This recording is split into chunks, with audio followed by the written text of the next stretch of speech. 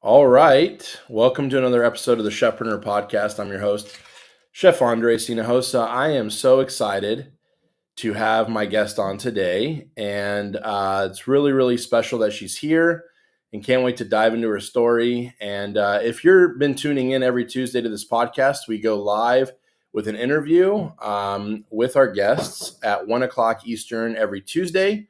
Unless something happens, then of course we don't. But for the most part, we're on here at 1 o'clock on Tuesday Eastern Standard Time. If you haven't subscribed to the channel yet, make sure you subscribe. Make sure you like this live video and share it as well with anybody that you feel like would like to watch this content. So without further ado, let's dive in and get our guest on the show. This is Chef Amber Evans, and I'm really excited to talk to her today about her entire journey as a private chef in Palm Springs. And let's bring her up. So Chef Amber, how are you doing today? Andre, I'm great. How are you? I am doing fantastic. I'm super excited to talk to you today and really get to know you. And, again, we do these podcast interviews. We're really starting to do this more and more. And the reason is we just love to hear stories of chefs from all backgrounds, all walks of life, sometimes even passionate cooks. And some of us have great, crazy experiences and different things that we've done in our career. And sometimes we're home cooks and we're just passionate about food. So, but I know you have a pretty awesome pedigree. I was reading all of your information that you sent us and was actually very impressed. So, first question is, can you just share a little bit about your career and a little bit about your background? Oh man. Again, thanks for having me. I love talking. So my culinary journey started probably around 2010, 2011, because I was a musician.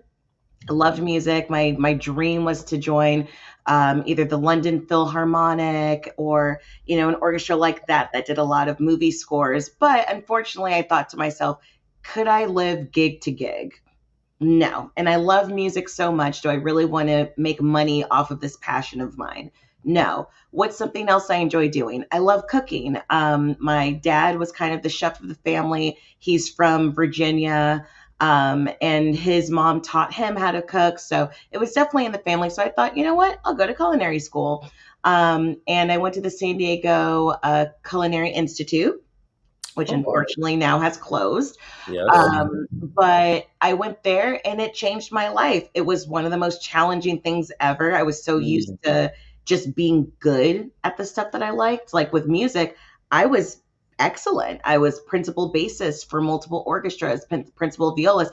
And so to go to culinary school and be like, holy shit, I do not know how to truss a chicken. Like what is happening? It was rough, but it was a lot of fun. I graduated from culinary school and immediately started working in San Diego.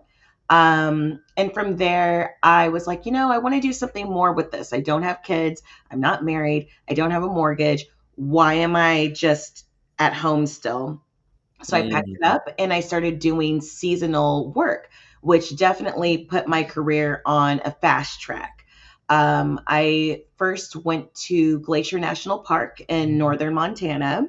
After that, I went to Mammoth Lakes to the Mammoth Ski Resort.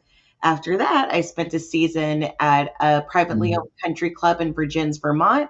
And then I ended mm. up going back to Mammoth for 6 years, where I went from salad station at a hotel restaurant to the sous chef of one of the fine dining restaurants that the mountain Wow. owns.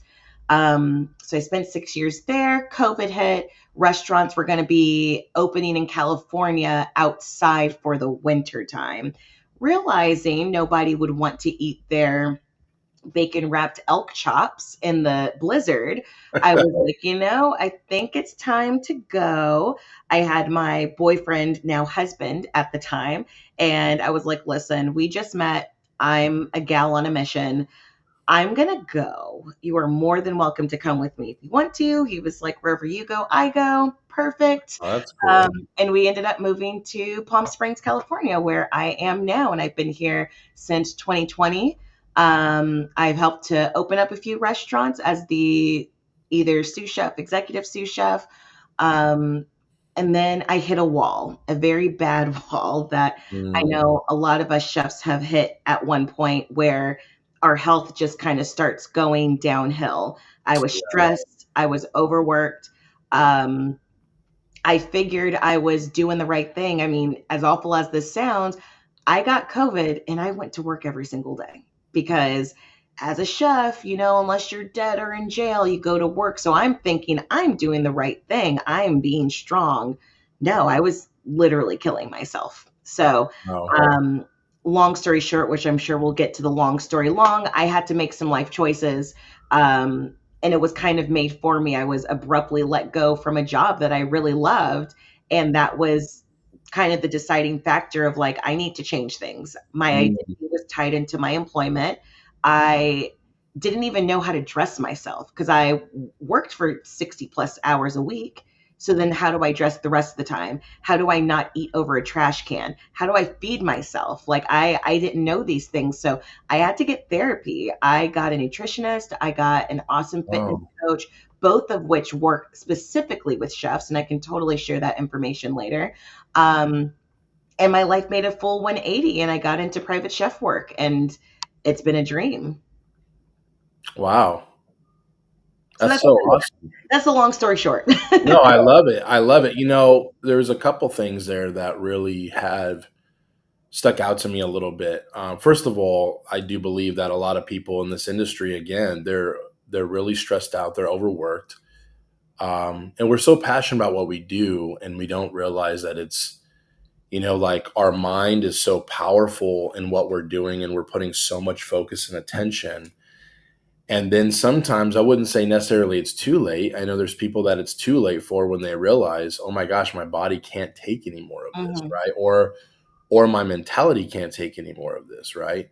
This is something that I think really has hit our industry over time. I think it's probably been like this for years, but again, we think that it's just normal, and it is Yeah, normal, it but is it's not a normal. good normal. It's not a good Mhm. normal, right? So, um, tell me a little bit more about what I another thing that caught me my eye too is that, like, you were talking about eating over a trash can. I and about that you went to work with COVID. So, whatever, if we get some haters in the comments of saying whatever, but they don't understand that chef life, that we Yes. we have this mindset. And I won't, this interview is really not about me, but just a quick story from me. I was literally telling this to our Bible study the other night of just a testimony of how God has been good in my life is when I was in Chicago working at Indian Lakes Resort. It was actually my internship, and then I stayed there after it. I got promoted like full time, and I was working the line at Sedona Grill, which is like their upscale steakhouse. Mhm. And I was just feeling so sick in my stomach, like around my belt line. It was a lot of pain and going crazy. And um, I was like, okay, is it gas? Is it, not to be gross, Mhm. but it's like a gas. I'm like Yeah. constipated, all those things.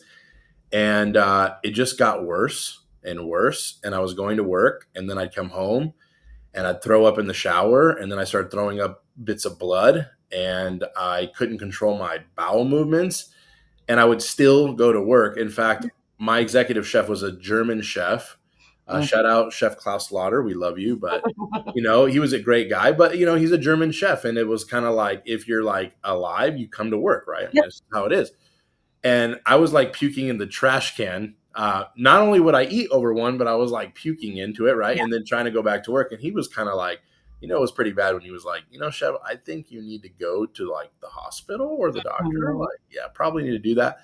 And anyway, yeah, it was ended up being a ruptured appendix. Oh my So my gosh. appendix ruptured, and that's a whole nother story of literally God healed me. I still have my appendix in today. That's a whole nother story. But I prayed over it, and after overnight in the hospital, like the infection was gone. It was a miracle, to be honest. Wow. But I just wanted to share that. It was like, I completely know where you're coming from as Yeah. far as like, well, I don't feel good, and you just got to kind of make it work, right? Mhm. And so, with that being said, it's funny because as you made the transition, and like you were saying, Chef, you had a coach and someone to help you with kind of the mental part of it. Again, your Mhm. physical part. It sounds like some nutrition and things like that.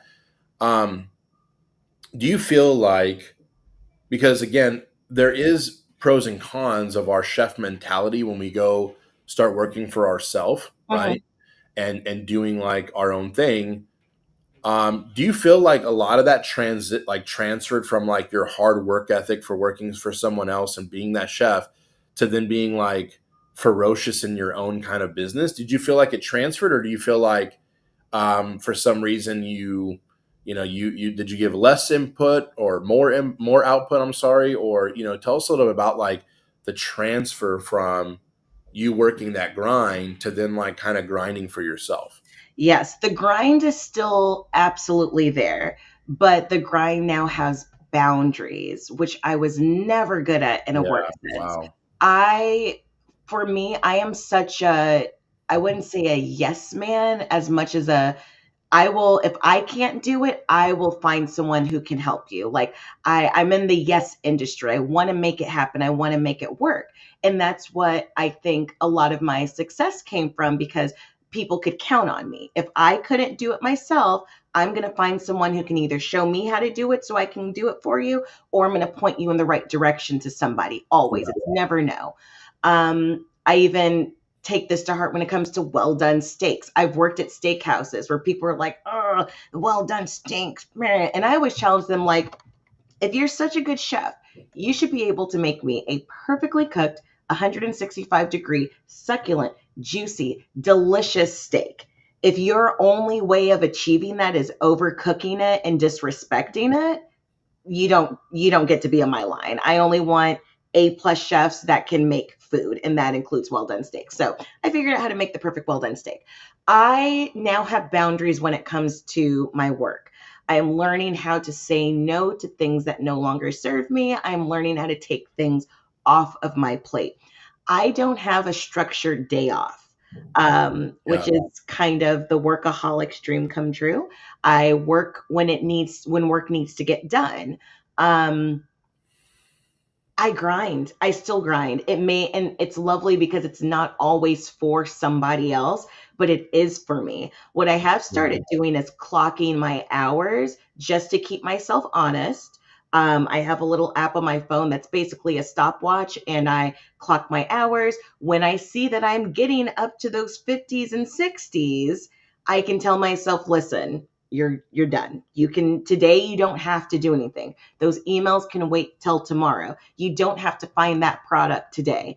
It's okay. And a lot of it is just being okay with not working, because, if there's time to lean, there's time to clean. There's a lot of leaning when you work for yourself. And it's scary sometimes because it's like, oh, something needs to get done. So I absolutely still grind in a more healthy fashion. I like that. And a lot of the grind includes taking care of myself. A part of my grind is meal prepping for myself. A lot of my grind is taking my vitamins. That's Going good. to the gym, which I've been really bad about lately, but going to the gym is a part of my grind. It's a part of my business because I'm my employee and I need to take care of myself in order to do what I need to do. So, yes, the grind is very much still there. Well, thank you for that. Actually, that really inspires me, Chef. I appreciate that because I felt a little convicted there at times, right? So our personal chef business does really well. Dinner with a Chef in San Diego, and I have a great team. Chef Daniel, shout out to Chef Daniel, my executive chef. He's amazing, and he really manages that company. And I do payroll and things. That's 3 to 4 hours a week. Now in Chefpreneur, I spend a ridiculous amount of time, Mhm. coaching and helping, and I love it. Like I feel like it's like my calling, right? But I felt a little convicted there in a good way because the same thing with me, right? I have been known to make excuses on my health, and I've realized to come to fruition, and I've realized that I don't know if I was aware of, because of our kind of again chef mentality, Mhm. we can we could just work and not think about us, Yep. right? And then when we do, like we said, it becomes sometimes a little bit like not too little too late, but a little delayed, right? Like whoopsie Yes. daisy, probably should have done that. And Yep. I think that this also just really helps to encourage a lot of us to know that as chefs, because again, we have this mindset where it's just grind, grind, grind, grind, grind. that we can actually say no. And I love what you said, because so when I'm coaching chefs, I always kind of quote Thomas Jefferson. A lot of chefs want to be their own boss. They want freedom. They want to set their own schedule. They want to have, the day off when they want the day off and things like that. But he said, with great freedom comes great responsibility, Yeah. right? And so, if we're not responsible enough to say it, and that's why I'm saying I'm actually really inspired by you right now, is like you're looking at your health as, well, in order to steward even my business and the work I do, I have to steward myself, right? I Yeah. have to actually take care of it. And So, and can I uh, just tie in two things you've said is just like you were saying, it's so easy for us to put ourselves on the back burner. I had to do some like psychological gymnastics on this because I'm the same way. We've all had those moments where, we have those magical 2 days off from work. When do we actually cook for ourselves? We don't. We'll dip beef jerky and hummus before we actually eat actual food yeah, because we're not doing it for the guest. So I now have to treat myself like the guest. The guest needs to drink a gallon of water a day. The guest needs to get at least a 20-minute walk in a day. The guest Mhm. needs to eat X amount of protein daily, or the guest won't be happy. So I talk myself into being my own guest. And that is like the I only love way it. I can take care of myself. Like the guest needs water, so I need to drink water. No, I love that. That is so awesome. That is a really good, for those of you guys that are tuning in or listening to this, that's a really good takeaway for any of us, right? Like, it's really hard for us to treat ourselves as guests, and we need to do that. And this also allows us to respect ourselves, and it actually will probably increase the respect we have for our clients, because again, not only will we empathize with them, but at the same time, it's like we're just bringing a different level to ourselves, of excellence, even with taking care of ourselves. So I love that, because again, I think that, I mean, I remember, I don't do this now. I don't even really eat fast food, but I remember, you would go cook the filet mignons, like you said, Mhm. you would go cook the lobsters and the fine dining stuff. And then after work, you'd stop by and get three McDoubles and a large fry at 1 in the morning. And then you're still on this kind of adrenaline rush. And then by the time you get into bed, it's 2 o'clock after you've showered and the whole nine. And it's like, it's messing with everything. So that's awesome. Now, I know we can't disclose too much, but I want to kind of let the audience in on a little bit of your stardom, okay? Because I have never been on a show like you have. And so, just to kind of break the news, can you just discuss a little bit and reveal to us, a little bit about that stardom that you've had recently? Absolutely. I like to call it my 15 minutes. So yes, I was on Hell's Kitchen season 23, our current season that we're in. And it's really funny, my story of getting onto there because people are always very confused. Just like with a lot of chefs, I don't watch a lot of television that revolves around kitchens. The Bear was great, but The Bear is also highly triggering. So I don't even watch The Bear, Very true. which is a good thing. They did an excellent job on that show. Oh, Um, really? and just like everyone else, I've worked with every single one of those characters. So it was rough. And I got approached on via Instagram to uh, apply to be on Hell's Kitchen. And I've never seen a single episode of this show, but I also tend to say no a lot. And I'm like, you know what? Let's see what you're talking about. Also, being a paranoid millennial, I had to make sure this wasn't a scam. So I contacted another private chef friend of mine who's been on TV, and I'm like, hey, is this casting company real? Blah, blah, blah. She's like, oh, yeah, yeah, they're real. So it was a series of interviews. The first conversation I had was what the show was about. She had to describe the show, tell me how it worked. And I'm like, oh, that's one of Gordon Ramsay's show. Like, that's really cool. A series of interviews with casting agents, production agents, the executive producers, a psych evaluation, a private investigator, and then you send photos of your work. They track you out on social media. They look at maybe some other interviews or demos that you've done. And then from there, they give you a yes or a no. And I do remind folks that, remember, this is TV. You are not getting interviewed. Essentially, you are getting interviewed for a job, but it is not your standard Yeah. kitchen job. You are getting interviewed to be on an entertaining show called Hell's Kitchen. And so, if you're entertaining enough or can add a little spice to things, then you're on. So I got the call 2 days before I was to fly out, that I got on. And from there, it was definitely an adventure. Definitely an adventure. I do it again, knowing what I know now. Well, that's good. Well, thank you for sharing that. Yeah. And, obviously, it's really difficult sometimes for us to understand that as we're watching these shows too, and as people are viewing these shows, like you said, it's like you just see what they want you to see. Yeah. You see the drama, you see the comedy, you see the high level moments Mhm. and the funny moments and the feel good moments. And then you see the ones where you're like, oh my God, I feel so bad for that person, right? Yeah. And then there's like 98% other stuff in between, right? That Yeah, nobody like, sees, right? that first episode, that first 60-minute episode was like a 16-hour filming day. So, you can only imagine what was not put into the show. It was 16 hours of filming and lots of direction. It's a very large production, and the production team is freaking amazing. Everyone was amazing. Gordon Ramsay is amazing. He is so funny.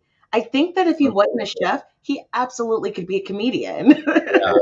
That's great. I actually had a chef I worked with at the Ritz in Chicago that used to work with him in London. Mhm, And he says, he was, this was very much, now I wouldn't say like way before he was on TV, because mhm, he was still a little bit of a bad boy on some news, no, mhm, like back in the day.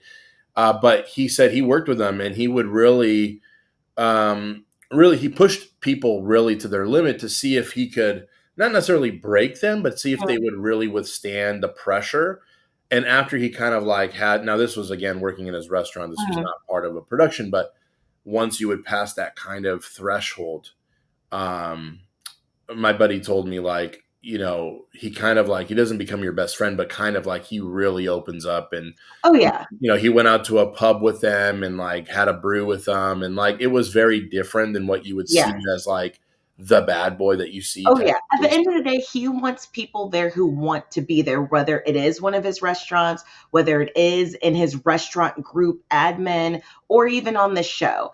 At the end of the day, that part is very real. If you don't want to be there, even, he knows if you don't want to be there, you will not be there anymore. He's not, and which I completely respect and I love, because I'm the same way too.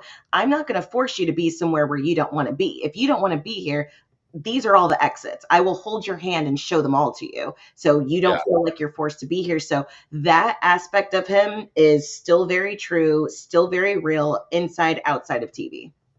I love it. I love it. Well, thank you for sharing with us. So again, I'm just very flattered that I don't care if it is 15 minutes or not, a little 15-minute star here with me. And what an honor, and it's such a blessing. So thank you so much, Chef, for opening up about your amazing journey. And I really think that, again, a lot of us can relate. What I'd like to do is kind of flip the script Mhm.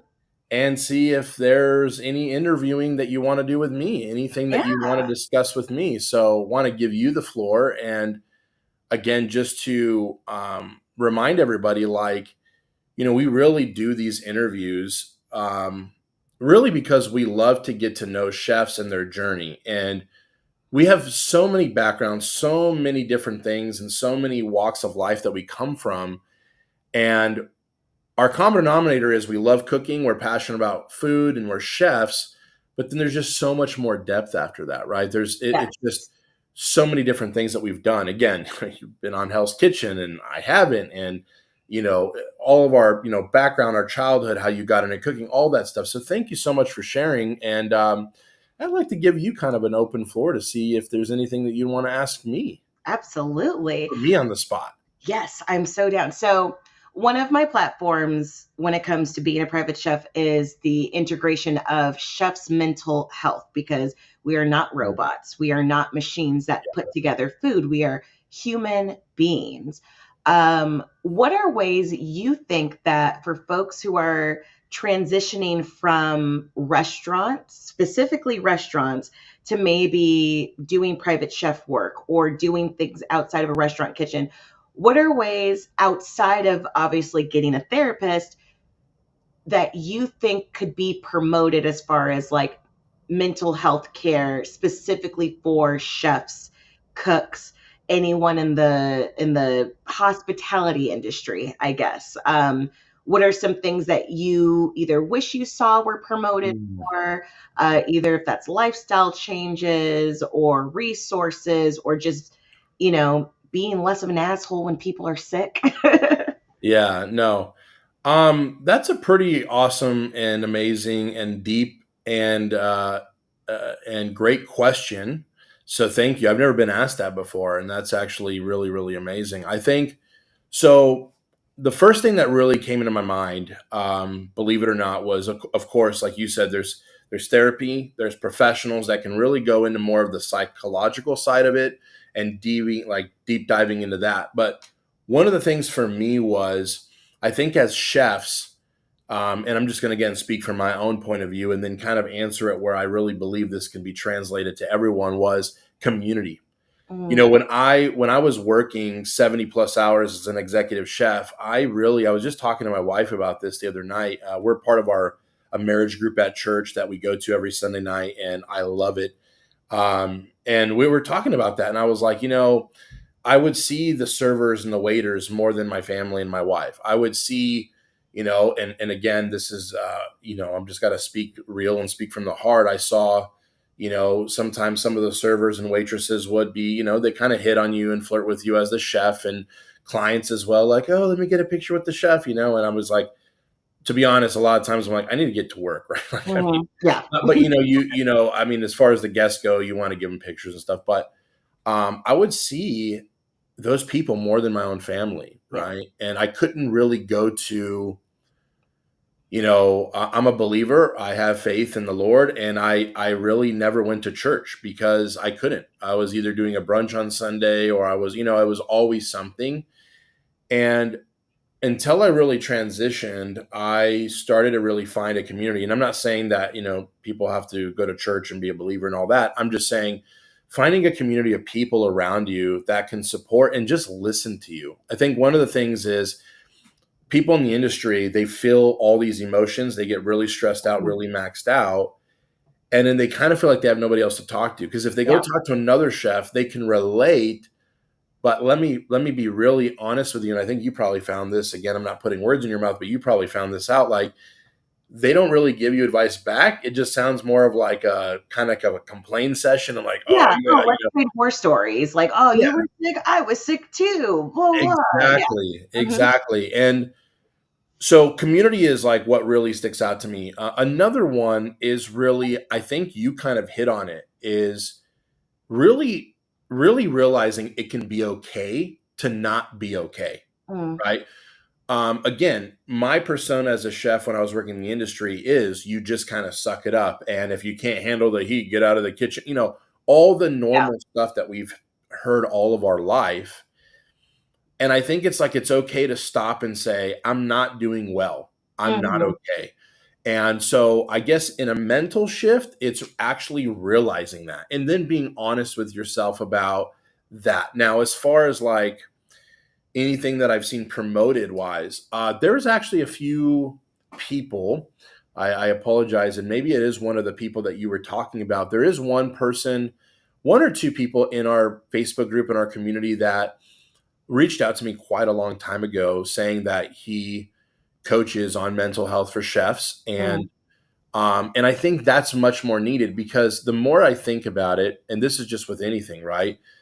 You can hire a business coach and you can have all types of businesses and they can give you some general advice, but hiring a business coach on a specific industry or a specific niche of a business mm, is another thing. And I think that mental health and even therapies and counselors and people that you can talk to, you can go to therapists and really find some of the problems that you face are obviously can be really spoken out and worked through. But I think it's also hard for sometimes even maybe the mental health professional to even understand where you're coming from because Mm, of the industry and the lack of their knowledge of that. So if I had a pick, again, I'm sure they're out there even more, but I think that that's probably would be a good niche to get into yeah. Oh, if you absolutely. are a mental health professional that maybe had some level of background in the restaurant industry. Mhm, Because again, it's all about context, right? I mean, like I coach chefs on how to start and grow personal and private chef businesses, right? We get people, hey, I'm doing this food truck, and I'm like, I don't coach on that. Now, can I give you advice and really probably give you some things that move the needle? mhm, Yes, probably, but I'm not an expert. I'm not. That's not my game, right? And I think it's like so the same in the mental health field.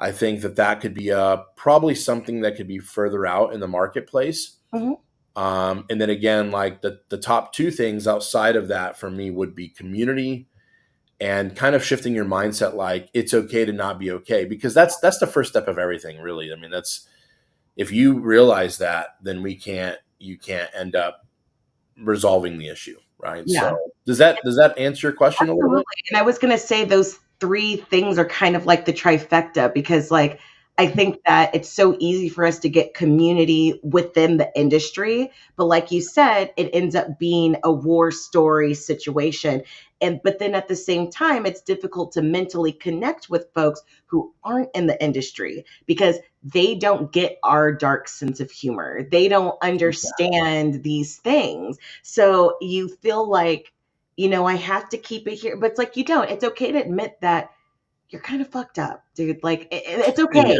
We all yeah, are. Like, yeah, only a maniac would go to a place where they're constantly getting burned and cut and go back the next day. So yeah. it's okay to admit that you're not okay. Get those mental health resources and the physical ones. I is it okay if I name drop like some folks who are actually really great with this and they're a Yes, great please. resource. So Yeah, I please. can honestly say my life was saved by the Real Chefs movement. You can find them on Instagram as well as Facebook. But the Real Chefs movement, they are a couple that are currently in Australia, and Taryn is the fitness coach. He himself was an executive chef for the longest, and his wife, who worked front of house, is a nutritionist. They only specifically work with chefs. They understand it. They get it. They're both excellent at what they do. My views of body movement and feeding myself were in shambles. And since meeting them and meeting this awesome community of other chefs who were in the same boat of like, I hate eating. What do I do? They're Mm, not like, well, you need to eat. It's like, you know what? Eating's tough. How about we do some snacking instead? Let's figure out some nutrient dense snackings. You hate exercise? Okay, then let's bump up your steps every day. Do you think during your lunch break, instead of sitting on that milk crate, you could maybe park a little further and go to your car real quick and come back? So they get it. They get that chefs are different. They get that our schedules are different. They get that our mentality towards ourselves are different. And you're also placed in this community with other chefs who are tired of being sick and tired. yeah. So those resources that like specifically help chefs are so amazing and needed. And it's okay to not be okay and to reach out. No, I love that. And you said it's called The Real Chefs Movement. the Real Chefs Movement. I was actually trying to pull it up. And I think I'm honestly thinking that might be the gentleman that is in our group. I could be wrong. Um, He specializes in fitness and his wife does the nutrition aspect of it. And oh, cool. Okay. yeah, Awesome. Yeah. No, listen, that highly is, recommend. If you ever see those quotes floating around, guys, it's not fake. They're like, I'm weird about like coaches sometimes, but when you find a good one, you find a good one. yeah, no, 100%. And I think that's also like what this is platform is about, is like just really encouraging people and promoting that. So I'll have my team put that in the notes actually below Yeah. as well to a link Yeah, to. highly recommend. Even just one conversation with them is like, it's like talking to someone that it's like, "Oh my gosh, you fucking get it." Like, Yeah, they you know get you. They get you. it. Yeah, they get you. They get Yeah, you. Yeah. it's amazing. Awesome. I Well, have thank you another for sharing. question for Yeah, you, if that's okay. of course. So, like you mentioned, we kind of grazed by it, but we're both thinking it having something outside of the kitchen that you like to do, something that doesn't have to do with cooking. What is your thing? What is your either weird thing, fun thing, Ooh. or expensive hobby that is not food, kitchen, business related? Wow, that's a tough one because that's like my life. But that's a good question. Let's see. Let's see here. I mean, we have a big family, so we have 5 beautiful daughters. I love to be there. I would probably say our connect group Hmm. is, which is like what we call like our Bible studies or life groups at our church. We love getting together with people. It is called food and fellowship, so I don't even know if that counts as separate from It food counts. and business. Okay, but I really love encouraging people and just being around people and Mhm. having a good time. Let's see, maybe an oddball one. I'm trying to think. I love golf. I don't play it Okay. as much as I'd like. Actually, maybe I should really make an effort to play maybe a couple times a Yeah. month. I really enjoy it. It really helps to just calm that down. And then if I can let out a little bit of an unknown about me, I like to smoke a good cigar every once in a Mm. while. Big same, big same. Yeah, I'm not like every week type of person. Although if I had great company, I probably would be. Mhm. But when I moved to Georgia, we have this deck, and it's just a different vibe than San Diego, right? I mean, San Mhm. Diego's beautiful, but again, in the fall right now, we were talking before the show, it's kind of crisp. And uh, Mhm. Brock, who's the co-founder of Chefpreneur, and my partner and the founder of Sue, he, like we'll get together, we'll sit on the deck, we'll do a little stogie, and we'll talk business, we'll talk life, or people come over, and I found it very relaxing, Yeah. almost like a, I don't even know if I don't even know if Zen is the right word because I really don't know exactly what Zen means. That's how pathetic I am. But I would say that like I do. I like a good cigar. I like playing golf. If I do a cigar and play golf at the same time, I'm Ooh, living the dream there. there you go. But I really do love spending time with my wife and my family. That's something, and other people in our church and our community. I just like being around people. So I don't know if that was like the lame answer No, or if that no, no, was, that's not lame at all. It's what you genuinely like to do outside the kitchen, so it's definitely not lame at all. okay, that's good. Yeah. So, I mean, I've racked my brain like, all right, if God didn't call me to be a chef and then a personal chef and then now kind of a coach, like, I kind of don't know what I would do. Like, to be honest, like I was built for this, but again, there's definitely things, and there's times I'll be, just to give everybody a heads up, like, yes, Chef Andres is here for you. I love you. I coach people. I love what I do. But there's days where I don't want to do any of it. Yeah, There's days where I just want to say, I'm going to watch Happy Gilmore yeah. and have fun and be with my wife or whatever, or just hang out and just have a blast. So, yeah, I hope that answers your question. Absolutely. For me, I like building Legos, and Ooh, I'm that's another one. I love Legos too. Legos are so awesome. They're so expensive. She's like, Oh my God. Don't even but get they're me kind of started. worth it. It's like, They well, are. I spend $200 on this Concord build. Yeah, why Yeah. not? Yeah, no, they're fun and they are quite expensive. Actually, it brings up a childhood story. I mean, I've been again in church. I'm not just trying to bring up church all the time, but I grew up I grew up very close to our old church when I was young called World Harvest Christian Center. It doesn't exist anymore. It was in San Diego. And right next door, like in the same strip mall, was Toys R Us. And there was always a smell when you walked into Toys R Us, like, Mhm. I don't know if anybody has that nostalgia, but then they would put like you walk in and like on the first aisle there was like the Legos, and I remember the big pirate ship back in the day, and it Oh, was like $99.99, and like of course that was like my mind was blown like way out of reach, like that's way too expensive. And now I'll go to Target or you'll go to Walmart and you'll see these Legos, and I'm like, how is this little box $40? Yeah. What is Oh going yeah. on?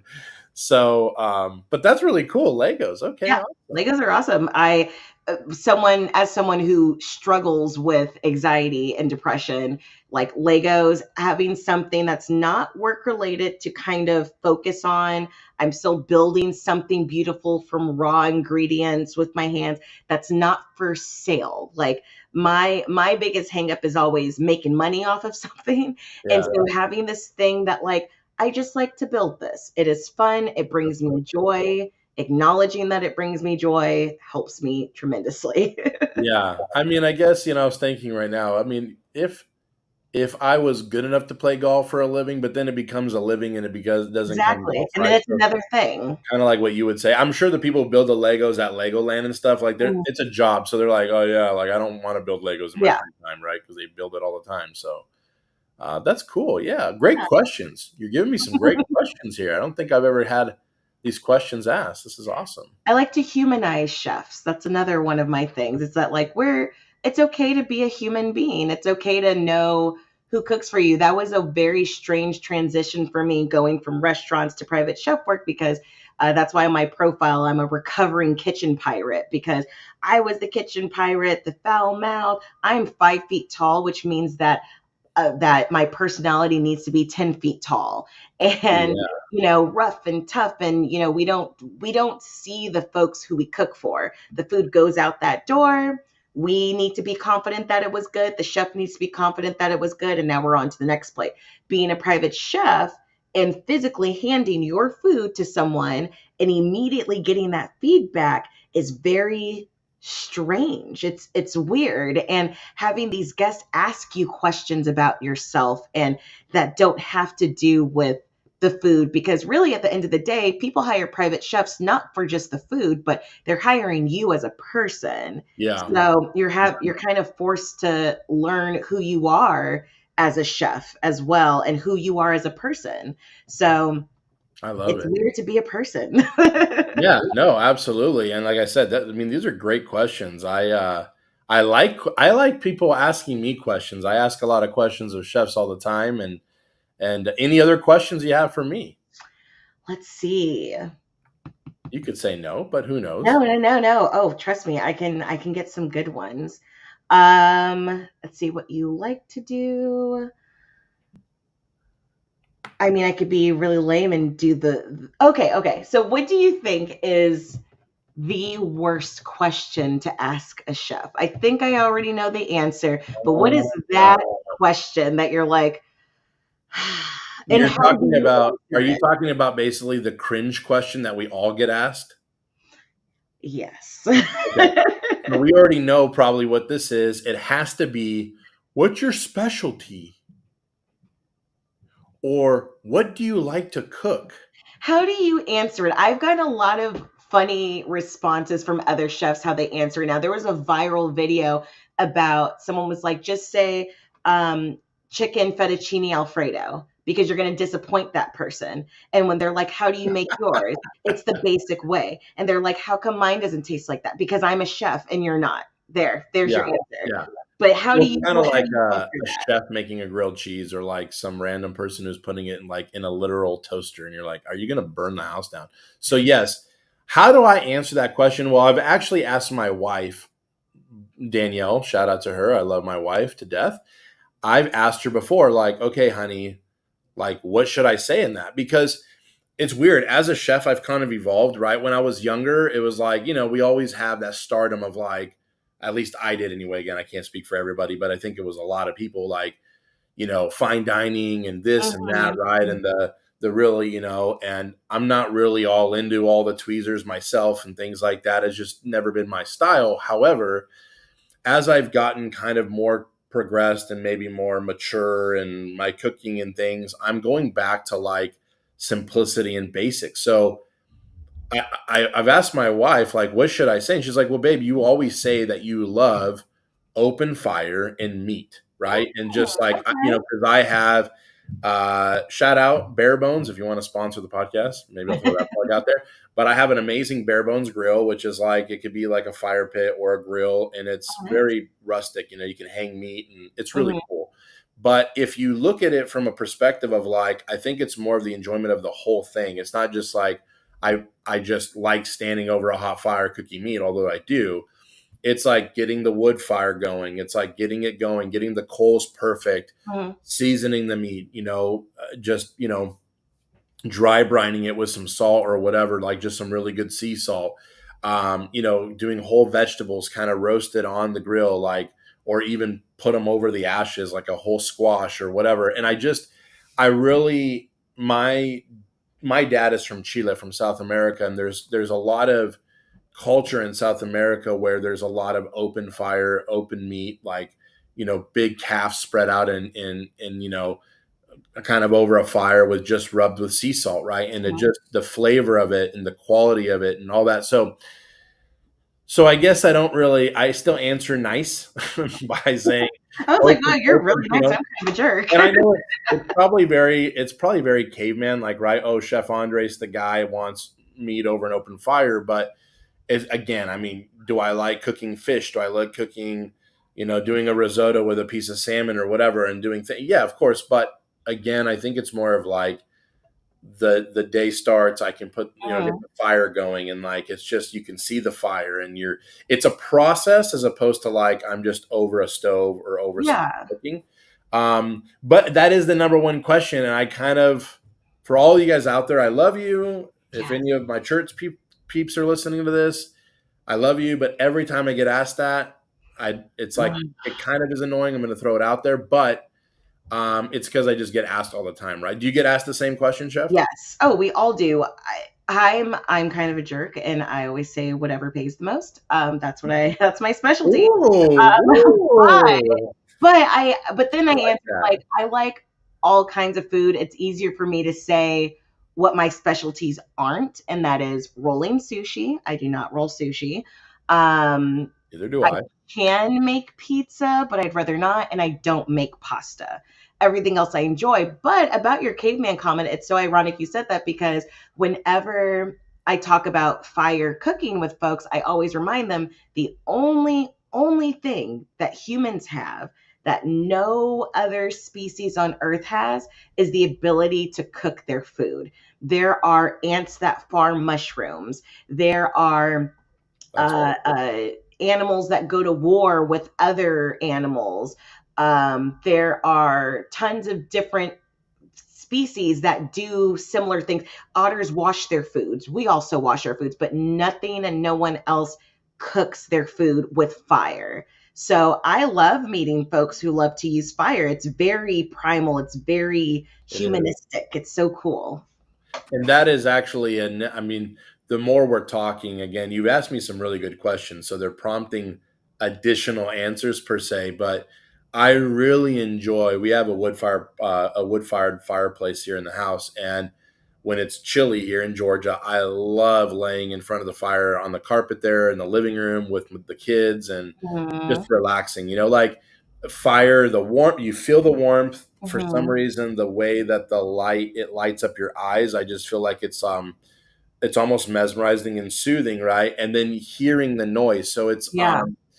again, I think that when God says, let there be kind of fire for us to like keep warm and things, like I just feel like it's a very overall experience that just Yeah. calms you The down. smells, the The sounds, the smell, the sight. sound, the Yeah. way it hits your eyes again, and then again, you're literally feeling the warmth, right? Mhm. So it's just kind of soothing the soul, and then it's like, well, if I'm already going to experience that, I might as well put a slab of beef on, I right? mean, like, why not? why not, right? So, well, awesome, Chef, man, you asked some great questions, and I just want to say, as we wrap up here, just thank you for being on the show Thank today. you. I really, really had a great time, and I'd like you to make a plug for yourself. I mean, is there, you know, how can we support you as well in your journey as a private chef in Palm Springs? Let us know how people can get in contact with you. Give us the whole thing. Yeah, well, you can find me on Instagram at Chef Amber Evans. Pretty hard to miss there. Give me a follow, shoot me a message. I love connecting with folks. I love talking to folks, especially when it has to do with the kind of ugly side of the restaurant industry. I didn't talk much about my viewpoint of being a Black female in the industry, but ladies, I see you. I see you. So yeah, like, I'm so approachable. Come chit chat, come hang out. Love making friends. While I will try my hardest not to share war stories with you, I'm also here for a good story. But Chef Amber Evans on Instagram, and I'm not a content creator. I'm a working chef who just wants to show you a little bit of what I do. So I'm a human, and you're a human, and it's okay not to be okay. I love it. Well, I couldn't have said it better myself. Thank you again so Thank much, Chef, you. for that. And make sure you follow her Instagram at Chef Amber Evans. And I'm really, really, again, so appreciative and blessed and honored that you joined us today. Ladies and gentlemen, if you have not subscribed yet to our YouTube channel, make sure you subscribe, like this video, share it if you really feel like someone else can really get a lot out of this interview with Chef today. And again, if you're listening to us on Spotify or Apple, or make sure you subscribe to our podcast there as well. We're all over the place. And again, ladies and gentlemen, we'll see you guys next week. Take care. Bye-bye. Bye.